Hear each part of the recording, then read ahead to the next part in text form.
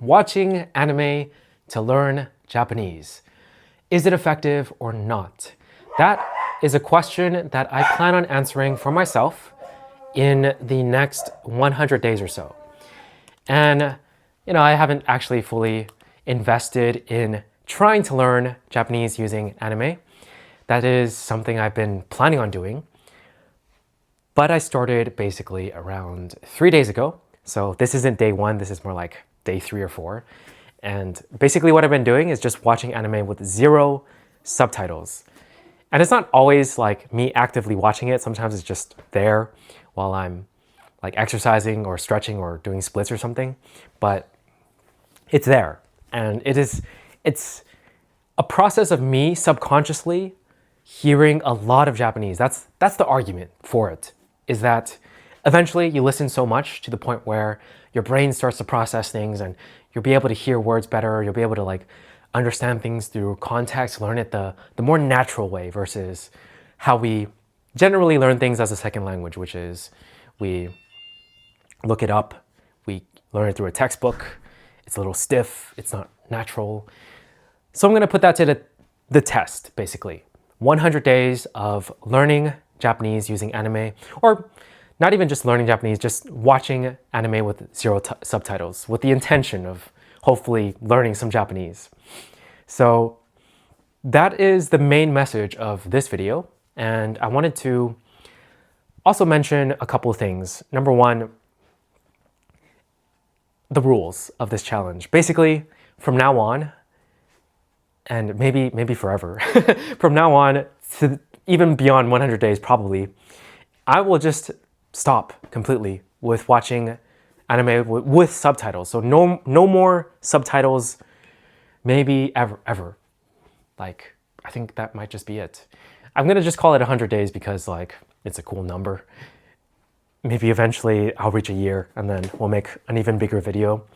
But that's the intention behind this challenge, and that's basically the rule. Like, I don't have to watch anime every day. I'm not gonna like force myself to watch it every single day, but I'm going to, from now on, just watch it without any subtitles at all, ever. And we're allowed to look things up. That's totally fine. I think that it's foolish to 100% expect myself or anyone to somehow absorb an entire language through context by watching anime and not look anything up. I think it's fine to get explanations, because when you're a kid, you ask your mom or dad or your older sibling, hey, what does that mean? What does that word mean? And they tell you. So that there's nothing wrong with that, I feel. So that's something that I will still do, is whenever I hear a word, especially like a word that pops up super frequently, then I'm going to go ahead and just look it up, because it feels like the better thing to do. And it gets absorbed into my conscious as that word because I hear it so much. And I feel like that's probably going to be the process that actually helps me get to absorb the language more, is looking stuff up or hearing it so often that I get curious enough to look it up. And then I just build upon this library of vocabulary words that I know in Japanese. But yeah, let's see how things go. And if you have any experience with this whatsoever as well, I'm very curious about what your guys' thoughts are involving this.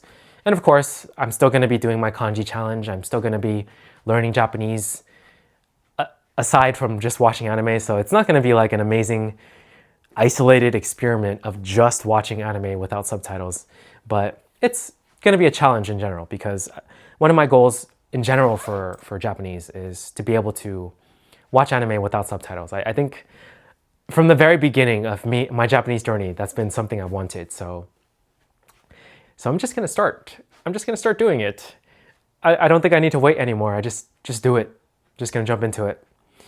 And feel free to join me on this little adventure of watching anime with no subtitles. All right, I'll catch you guys in the next one. Peace.